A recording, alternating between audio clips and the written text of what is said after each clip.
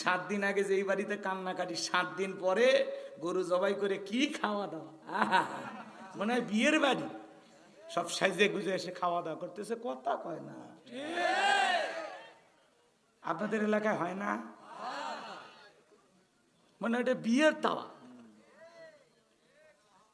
তো সেই খাবারটা আপনি খাওয়াবেন এতিম, দুঃখী, অভাবগ্রস্ত, পথে পড়ে থাকা মানুষ, তাদেরকে খাওয়াবে। কথা কন না কেন? দুঃখী মানুষের মুখে খাবার তুলে দেবেন, ধনিক দাওয়াত দেবেন ছেলের বিয়ে, কথা কয় না? রাগ করতেছেন? খাওয়ান, আপনার আছে আপনি খাওয়ান, কিন্তু ওইটা না খাওয়ায় যদি ওই টাকাটা মসজিদে দেন, মাদ্রাসায় দেন, আরো বেশি লাভ। কথাকে বুঝাইতে পারলাম? অনেকে আবার এগুলো করলে কয় খাওয়া বন্ধ করো। আরে ভাই, আপনি খাওয়ান, আপনি খাওয়ান, মসজিদে দেন, কোনো সমস্যা নাই। আমি আপনার বিরোধিতা করতেছি না, তো বিরোধিতা করতেছি, কিন্তু এই খাবারটা কারা খাওয়ার উপযুক্ত সেটা বুঝে খাওয়া। কথা কি বুঝতে পারতেছেন? বিরক্ত হইলে হইতে পারেন, আমার আফসোস নাই। একটা তাকবীর দেন, লিল্লাহে তাকবীর। কিছু ছেলে পেলে দেখবেন মদ গাঁজা ইয়াবা ফেন্সিডিল গাঁজা মদ খায়া গাছত ধাক্কা মেরে কয় ভাইজান সাইড দেন। বউ যদি দরজা খোলেও মুখের বাপ তুমি ঢোলকা, কয় মা তুই বুঝবো না, আজ একটু বেশি পরিমাণে মাল খাসি, নিশা করে বউ তাকে মা করিয়া। যারা নিশা দ্রব্য পান করে যুবক, ভালো করে বলে যায়, শোনো খবরদার, কোনো ইয়াবা ফেন্সিডিল গাঁজা মদ পান করা যাবে না। নিশাদ্রব্য পান করা জায়েজ না হারাম? কিছু কিছু ছেলে ঘরের দরজা বন্ধ করে জিকির করে ইজ্ঞাবা ইজ্ঞাবা ইজ্ঞাবা।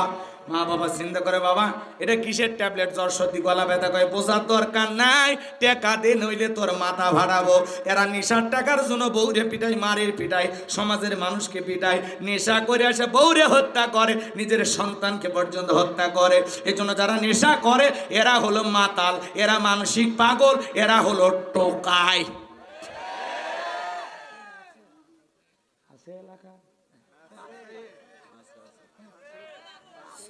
সত্য কথা বলে দিলেন। খবরদার যুবক, নিশাদ্রব্য পান করা যাবে না। দিনাজপুরে ওয়াজ করতে গেলাম, বলে হুজুর আমার ছেলে ডাল খায়। আমি বললাম পুষ্টিকর খাবার বেশি করে খাওয়াই দেন। কই হুজুর এই ডাল সেই ডাল না, এটা হিলি বর্ডার দিয়ে আসা ফেন্সি ডাল। কথা কন ঠিক না? এজন্য যুবক রে, তোমাদের পায়ে হাতে অনুরোধ করি, এই আজে বাজে অপচয় করে নেশা দ্রব্য পান করে টাকাটা নষ্ট করো না। মাদককে না বলুন, যেই মুখে মা বলি ওই মুখে মাদককে না তুলি। এই যে স্লোগানগুলো লেখা থাকে আপনারা কি দেখেন না? এজন্য যুবক, তোমার পায়ে হাত দিয়ে অনুরোধ করি, ওই টাকাটা নষ্ট না করিয়া বিবির জন্য জমা করে রাখো, ছেলে মেয়ের জন্য জমা রাখো। কথা কন? সেই টাকাতে নেশা করলি, ওই টাকা দিয়ে যদি মাসে অন্তত একটা করে 3 পিস বউরে কিনে দিতে পারতিস, অন্তত 12টা মাসে 12টা বাসরাত পাইছিস। কথা কন ঠিক না যুবক রে? আর কি বুঝাবো, সামনের দিকে যাই। যে কথা বলতে চাচ্ছিলাম, এই ভবগুরুর যুবক চলে গেল মিশরে।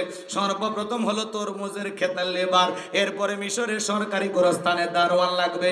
শত শত মানুষ লাইনের মধ্যে দাঁড়ায় গেছে, ফিরাউনও দাঁড়ায় গেছে। একে একে ইন্টারভিউ দিতে দিতে যখন ফিরাউনের পালা, ডেকে বলে বাদশাহ, ভিন দেশ থেকে বুক ভরা আসনে আপনার দেশে এসেছি, দয়া করে যদি চাকরিটা দেন, সারা জীবন আপনার প্রতি কৃতজ্ঞ থাকবো, কোনোদিন আপনার কথা ভুলবো না। আর আমি যতটুকু জানি মিশরের সবচেয়ে ভালো মানুষ আপনি। কথা আছে দুষ্ট লোকের মিষ্টি কথা। এমন ভাবে কথাগুলো উপস্থাপন করলেন, বাদশার মায়া লাগে গেল। বাদশা ডেকে বলে, ইন্টারভিউ বন্ধ করো। এই কাবুজ নামের ছেলেটাকেই মিশরের গোরস্থানে দারোয়ানের চাকরি দেওয়া হলো।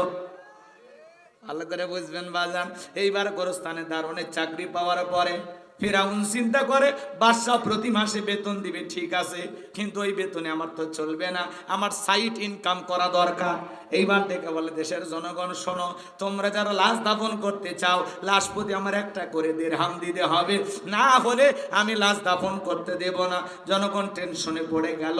একটা দিরহামের জন্য বাদশার দরবারে লাশ নিয়ে যাব, লাশ পয়সা করলে শেষ হয়ে যাবে, অতএব একটা টাকা যদি পাই এই ছেলেটাই পাক। এই কথা বলে জনগণ একটা করে দিরহাম ফিরাউনকে ঘুষ দেওয়া শুরু করলো। 1 টাকা হলে ওইটাও কি ঘুষ? বাংলাদেশে অবস্থা কোনো ঘুষ নাই। নাই জান নাই বাজান, এই দেশে কোনো ঘুষ নেই আছে? শোনো এই দেশটার গল্প করি, দেশটা মনে হয় স্বপ্নপুরী, সুদখোর ঘুষখোর মদখোর জুয়াখোর হে তাই আছে ভুরি ভুরি, হে তাই আছে ভুরি ভুরি। এ দেশে অসৎ কামাই কেউ করে না, তবে ঘুষের টাকা পেলে কেউ তো ছাড়ে না।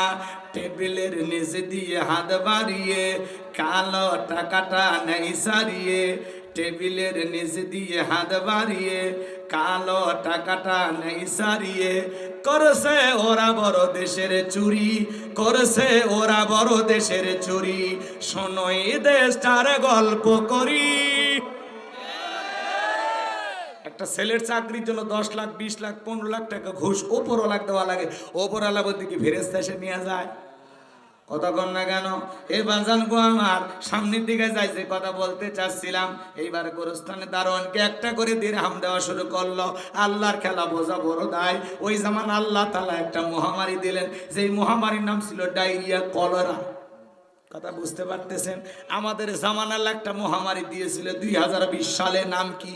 ধরুন না সুইয়না, নাম হলো করোনা। কথা কয় না ভাই? বাবা করোনা রোগে আক্রান্ত, বাবা করোনা রোগী হয়ে মারা গেছে। ছেলেটা বাবার লাশটাও দেখতে যায় নাই, বাবার কবরে এক মুঠো মাটিও দেয় নাই। বাবার সম্পত্তি ভালো লাগে, কিন্তু মৃত বাবাকে ভালো লাগে না।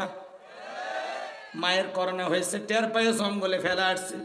করোনা মহামারী বুঝে দিয়েছে এই দুনিয়াতে কেউ কারো আপন না। বন্ধুর করোনা হয়েছে, আর একটা বন্ধু দেখতে যায় নাই। ভাইয়ের করোনা হয়েছে, আর এক ভাই দেখতে যায় নাই। প্রতিবেশীর করোনা হয়েছে, আর এক প্রতিবেশী দেখতেও যায়নি। এমনকি স্বামীর করোনা হয়েছে, স্ত্রীর কাছে যায় নাই। স্ত্রীর করোনা হয়েছে, স্বামী কাছে যায় নাই। কথা কন?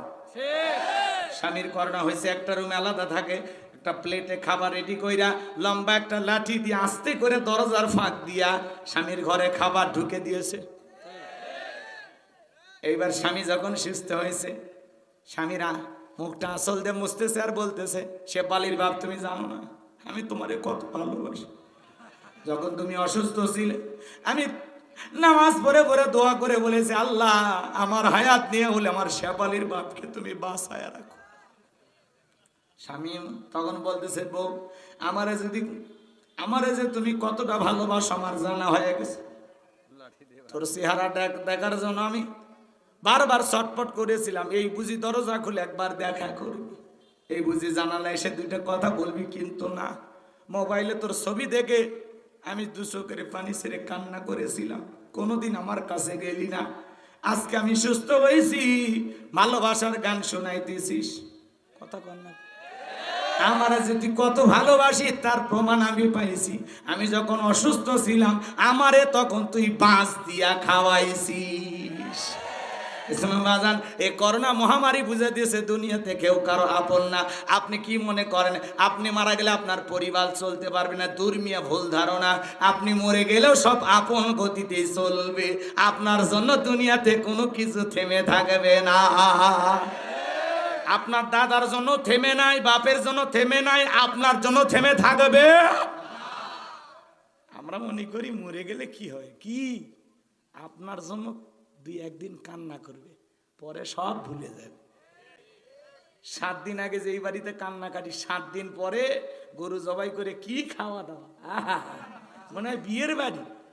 সব সাইজে গুজে এসে খাওয়া দাওয়া করতেছে, কথা কয় না। আপনাদের এলাকায় হয় না? মানে এটা বিয়ের তাওয়া। তো সেই খাবারটা আপনি খাওয়াবেন এতিম, দুঃখী, অভাবগ্রস্ত, পথে পড়ে থাকা মানুষ, তাদেরকে খাওয়াবে।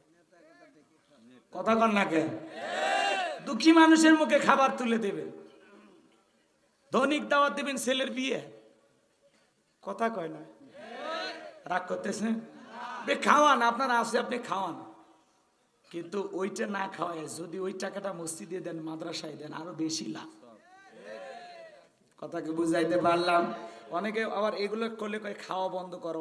আরে ভাই আপনি খাওয়ান, মসজিদে দেন, কোনো সমস্যা নেই।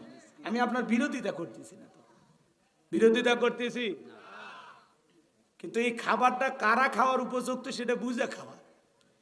কথা কি বুঝতে পারতেছেন? বিরক্ত হইলে হইতে পারেন, আমার আফসোস নাই। একটা তাকবীর দেন, লিল্লাহে তাকবীর। আমার ভাইয়ারা, মহামারীতে হাজার হাজার মানুষ মারা যায়, গোরস্থানে লাশ দাপন হয়। তখন তো এত ডাক্তার হাসপাতাল ছিল না। ফিরাউনের পকেটে টাকা ওঠে, টাকা পাইতে পাইতে এত টাকার মালিক হয়ে গেল, টাকা রাখার আর কোনো জায়গা নাই। বাদশার দরবারে চলে আসছে, বাদশা আমার কাছে কিছু টাকা পয়সা হয়ে গেছে, এলাকায় যারা গরিব মানুষ খাজনা দিতে পারে না, দুঃখী মানুষ খাইতে পারে না, আমি গোরস্থানের দারোয়ান, তাদের খাজনা পরিশোধ করে দিতে চাই, দুঃখী মানুষকে টাকা দিয়ে সহযোগিতা করতে চাই। বাদশা থেকে বলে, বাবা এ তো ভালো উদ্যোগ, তোমার মতো ছেলে ঘরে ঘরে জন্ম নেওয়া দরকার। ঠিক আছে, যাও টাকাগুলো নিয়ে আসো, আমি রাজ্যের ভিতরে সংবাদ পৌঁছায়া দিলাম। এইবার সংবাদ পৌঁছায়া দেওয়া হলো, গোরস্থানের দারোয়ান তোমাদের খাজনা পরিশোধ করে দেবে, দুঃখী মানুষকে সহযোগিতা করবে। কারা কারা সহযোগিতা নেবে, বাদশার দরবারে চলে আসো। এইবার পরের দিন সকালবেলা হাজার হাজার জনতা বাদশার দরবারে হাজির হয়েছে। এইবার গোরস্থানের দারোয়ান কাবুজ নামের ফিরাউন সেই সমস্ত ঘুষের টাকাগুলো দিয়া জনগণের জনসেবামূলক কাজ করতেছে। বাজান গো আমার, বলেন তো এই টাকা কার? জনগণের। জোরে বলেন কার? আমাদের গাইবান্ধার আঞ্চলিক ভাষায় একটা কথা বলে, মাছের তেল দিয়া মাছ ভাজে। টাকা কিন্তু জনগণের, খালি সিস্টেমে দিয়া ফাও ফাও বাহাবা নিতেছে। কথা কোন ঠিক কিনা? রাগ করতেছেন বাজান? এইবার সমস্ত জনগণের খাজনা পরিশোধ করে দিল, দুঃখী মানুষকে টাকা দিয়ে সহযোগিতা করলো। এই মানুষগুলো যায় আর বলে, আহারে রাজ্যের বাদশা যদি এই ব্যক্তি না হইয়া গোরস্থানের ছেলেটা হইতো, না জানি আমাদের কপাল খুলে যেত। নির্বাচনের আগে একটু জনসেবামূলক কাজ করা দরকার আছে না নাই? আমার এলাকায় এক নেতা কাঁচা রাস্তার মধ্যে ইট পাড়তেছে। কাঁচা রাস্তা মানে বোঝেন তো, মাটির রাস্তা, ইট পাড়তেছে। মানুষজন যায় বলে, ভাই আপনি তো এখনো নেতা হন না, ইট পাড়তেছেন, ব্যাপারটা কি? বলে, শোনেন, আপনাদের ছেলে মেয়ে স্কুলে যায়, বৃষ্টি হওয়ার পরে পানি হয়, কাদা হয়, আপনাদের ছেলে মেয়ে হাঁটতে পারে না, আপনারা হাটে বাজারে যাইতে পারেন না, মাঝে মাঝে আপনাদের কষ্টের কথা মনে হলে রাতে আমার ঘুম আসে না। আপাতত কাঁচা রাস্তায় ইট পাড়িয়ে দিয়ে গেলাম, আর ভবিষ্যতে আমার মার্কায় সিল মেরে যদি এলাকার নেতা বানায় দিতে পারেন, আমার 1 নাম্বার টার্গেট কাঁচা রাস্তা পাকা করে দেব। এই কথা বলে জনগণ যখন বিশ্বাস করে নেতার মার্কায় সিল মারে, নেতাকার এলাকায় খুঁজে পাওয়া যায় না, নেতা তখন ঢাকা শহরে পরিমণিক নিয়ে ঘুমায়, বান্ধবিক নিয়ে ঘুমায়। কথা কোন ঠিক না? রাগ করতেছেন আপনারা? মন খারাপ করবেন না বাজান গো আমার, কষ্ট মনের মধ্যে নেবেন না। এক এক নেতা নায়ক নায়িকার প্রেমে পাগল ছিল, মদের পার্টি হইতো, উন্মাদনা হইতো, মনে হয় এটা জমিদারি। কথা কোন ঠিক কিনা? এরকম ছিল কিনা? মিডিয়া খবর বের করতেছে কোন মন্ত্রীর বাড়িতে কোন নায়িকা যাইছিল, কোন নায়িকার সাথে কোন মন্ত্রীর প্রেম ছিল। জাতির মানুষ এখন শুনতেছে আর ফাও ফাও মজা নিতেছে। তাহলে বুঝে নেন বাজান, একটা নায়িকাকে ম্যানেজ করতে তো কম টাকা লাগেনি। আমি কি বেশি ক্লিয়ার করলাম? দোয়া করতেছি, দোয়া করতেছেন নাকি বদ দোয়া করতেছেন? খারাপ লাগতেছে?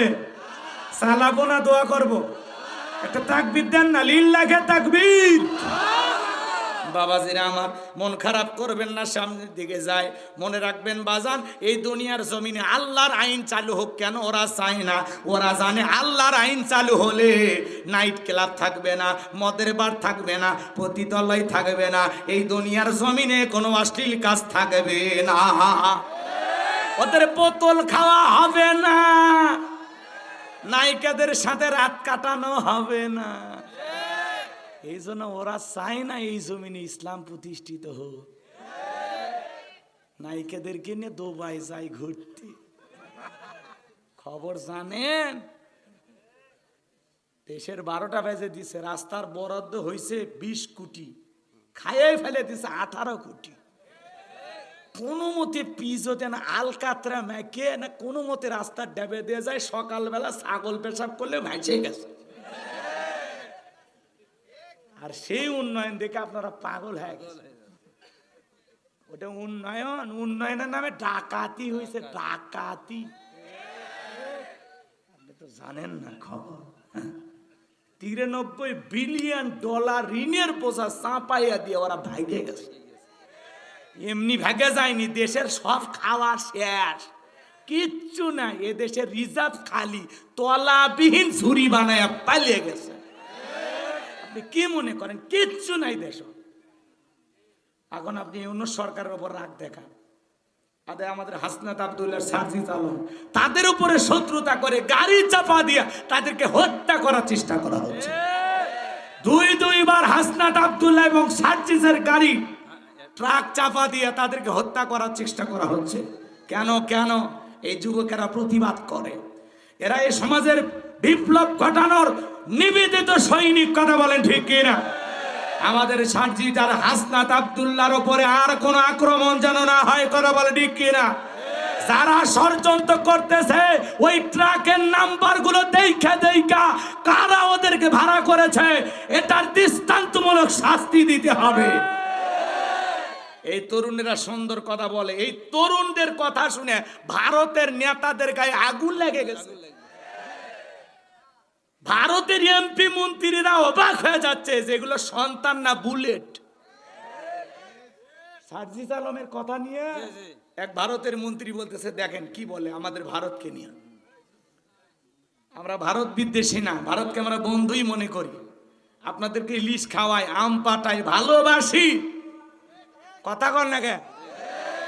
ভালোবাসি তাই বলে মাথায় চড়ে নাচবেন এমনটা না। ভালোবাসা হয় সমানে সমানে। কথা কন? আমরা ভালোবাসবো আর আপনারা বুকে ছুরি মারবেন, তা হবে না। সেই কথাটা বলতে এতক্ষণ লাগলো, রাগ করতেছেন না আপনারা? এই জন্য বাজান, হাসনাত আব্দুল্লাহ সার্জিস আলমের ওপরে যারা হামলা চালিয়েছে এর বিচার করার দরকার আছে না নাই? জোরে বলেন, দরকার আছে না নাই? কারাগারি চাপা দেওয়ার চেষ্টা করলো, কেনই বা চেষ্টা করলো? এরা তো রাস্তা দিয়ে চলবে, আজও চলবে, কালো চলবে, পরশু চলবে, কিন্তু এইভাবে দিতে দিতে আল্লাহ না করে একটা বড় ধরনের দুর্ঘটনা ঘটে গেল, তখন কি হবে? এই জন্য এই ট্রাকগুলোর নাম্বার সংগ্রহ করে ড্রাইভার কারা, কেন এরকম করলো, এদের পিছনে কারা ইন্ধন দিতেছে, এদের গডফাদার কারা, ওই গডফাদারকে গর্ত থেকে বের করে নিয়ে আসা লাগবে। এরা তো এমনি এদের ওপর খেপা না, কারণ এই দুইটা ছেলের বক্তব্য শুনবেন। এখন পর্যন্ত এরা দুইটা সন্তান মাঠে টিকে আছে, হাসনাত আব্দুল্লাহ আর সার্জিস আলম। কথা বলেন, এখনো টিকে আছে এরা। এই দুই ছেলেকে আমরা ধন্যবাদ জানাই, দিল থেকে দোয়া করি। সেদিন দেখলাম চট্টগ্রামের মহানগরীর আমির, আহারে হাসনাত আব্দুল্লাহ বুকে ধরায় কি কান্না, আহা, বলে আপনাদেরকে আমরা ভরসা করি, আপনাদেরকে আমরা বিশ্বাস করি। আল্লাহু আকবার বলেন। আজকে এই দুইটা ছেলেকে নিয়েও বড় বড় কথা বলে কিছু নেতা আছে, এই ছাত্র আন্দোলনের কারণে বড় বড় কথা বলতে পারতেছেন, এদের কৃতজ্ঞতা ভুলে যাইন না। কথা বলেন ঠিক কি না? আমরা বলতে চাই, এদের উপরে কারা এই অতর্কিত হামলা চালাচ্ছে, কারা তাদেরকে গাড়ি চাপা দিয়ে হত্যা করার ষড়যন্ত্র করতেছে, এর বিষয়টা প্রশাসনের ভাইদেরকে বলবো, সিআইডি, ডিবি, র্যাব যারা আসেন, প্রশাসনের ভাইয়েরা, দায়িত্বশীল যারা আসেন, এটার একটা গোপনে এটা একটা সুন্দর পরিচালনা কইরা আপনারা এই তথ্যটা বের করেন, কারা কারা এর পিছনে জড়িত। খুঁজে মনে হয় ওদেরকে পাওয়া যাবে। কথা কয় না, রাগ করতেছেন মনে হয়। আমার ভাইরা, এরা আমাদের ভাই, এদেরকে আমরা ভালোবাসি। কথা বলেন ঠিক কিনা? হাসনাত আব্দুল্লাহ আর সার্জিস আলমকে আল্লাহ পাক সকল ষড়যন্ত্রের হাত থেকে হেফাজত করুন। জোরে বলুন আমিন। আল্লাহ পাক তাদেরকে সুস্থতার সহিত নেখায়াত দান করুন। আল্লাহ পাক তাদের উত্তম নিরাপত্তাকারী হয়ে যান। জোরে বলেন আমিন। কষ্ট হয় না কি? সামনের দিকে যাবো বাজান গো আমার। এইবার জনগণের খাজনা পরিশোধ করে দিল, মনে রাখছেন না? ভুলে গেছেন আপনারা? এই জন্য আগে বললাম, নির্বাচনের আগে দেখবেন কি সুন্দর জনসেবামূলক কাজ করে। নির্বাচনের মার্কা থাকে যে কয়দিন না তারা আনাগোনা সে কয়দিন। কথা কয় না? যখন মার্কা বের হবে, নেতা এই অলি গলি এসে ঘরে রাস্তার ভিক্ষুক মহিলাকেও চাপে ধরে বলে, আপনি আমার মায়ের মতো, আপনার চেহারার মধ্যে আমি আমার মাকে খুঁজে পাই। কি অভিনয়টা করে, কি নাটক করে, ওগুলো দেখে আমরা বিশ্বাস করে বারবার সিল মারি আর ধোকায় পড়ি। এজন্য বাজান গো আমার, যাত্রার পিছনে স্লোগান দেওয়া যাবে না। আমরাও কিন্তু কম খারাপ না। 1.5 টাকার বিড়ি আর 3 টাকার চা খায় কি স্লোগান। বল্টু ভাইয়ের চরিত্র ফুলের মতো পবিত্র, নামাজ পড়ে 1 ওয়াক্ত, গাঁজা খাই 5 ওয়াক্ত, গুমশ্রীতে পাকা ভক্ত, শয়তানের 1 নাম্বার ভক্ত, হুজুরদের জন্য খুবই শক্ত, চুষা খাই গরিবের রক্ত। পোস্টারে লেখা থাকে গরিবের মধ্যে, ভোট দিয়ে দেখেন গরিবের কয় নাম্বার শত্রু। কথা কোন ঠিক কিনা আমার ভাইয়েরা? আপনাদের উদ্দেশ্যে বলতে চাই বাজান, আর ধোকাবাজির দিন শেষ, সামনে একটু চালাক হওয়ার বাংলাদেশ। আর বোকা শোকা থাকা যাবে না। এক পাগল তেঁতুল গাছে নেছে, হাত তুলে বলে আল্লাহ এই তেঁতুল গাছে রাজশাহীর ফস্তি আম দে, রংপুরের হাড়িভাঙ্গা দে, সাপাহার নওগাঁর আমরুপালি দে, সাফাই নবাবগঞ্জের কাটি মন দে। আল্লাহ তখন বলে পাগল রে, চোখটা খুলে দেখ কোন গাছের নিচে দোয়া ধরেছিস। তেঁতুল গাছের নিচে দাঁড়াইয়া কিয়ামত পর্যন্ত আম চাইলে যেমন পাওয়া যাবে না, নির্বাচনের আগে 500 টাকা 1000 টাকার বিনিময়ে ভোটটা বিক্রি করে নেতাকে নির্বাচিত করে উমরের মতো নেতা চাইলে পাওয়া যাবে না। আপনি যখন হাত তুলে বলবেন আল্লাহ আমার দেশের নেতাদেরকে উমরের মতো বানিয়ে দাও, আল্লাহ বলে উমরের দেশে থাকার মতো জনগণ হতে পেরেছিস। দেশের জনগণ ঠিক, নেতা ঠিক। জনগণ 1 নাম্বার, নেতা হবে 1 নাম্বার। জনগণ 2 নাম্বার, নেতা হবে 6 নাম্বার। এজন্য শপথ গ্রহণ করা লাগবে, নির্বাচনকে কেন্দ্র করে কোনোদিন 1টা টাকা খাবো না। তালুকদার বংশের মতো কলিজা যদি বড় হয়, বাপের বেটা হয়ে থাকলে হাত তুলে দেখান কারা কারা টাকা না খাইয়া ভোট দেবেন। এই যে অনেকে হাত তোলে না, খাওয়া বাটিও আছে নাকি এলাকায়? এই ওই 500 টাকা খায়া লাভ আছে? হাত নামা, লিল্লাহে তাকবীর। ভাই খবরদার, আপনার এই পবিত্র আমানত জায়গা মতো বুঝে দেবেন। সৎ, যোগ্য, নির্ভীক যাদেরকে দিলে দেশের স্বাধীনতা সুরক্ষিত থাকবে, যাদেরকে ভোট দিলে আমানতের খিয়ানত হবে না, যারা কোনোদিন 2 টাকা দুর্নীতি করবে না। ঠিক আছে তো ইনশাআল্লাহ? আগামীতে আমরা সৎ, ভালো, নেককার, দিনদার, নামাজি, আল্লাহওয়ালা নেককারদেরকে সমাজের নেতা বানাবো। সেটা যেই দলেরই হোক। কথা ক্লিয়ার? সৎ মানুষ যেখানে আমরা আছি, আর দুর্নীতিবাদ যেখানে আমরা নাই, টেন্ডারবাদ, চাঁদাবাদ যেখানে আমরা নাই। বহুবার ধোকা খাইছি, 38 বছর বয়স, ভোট দিতে পারি না। এ দুঃখ রাখবেন কোথায়?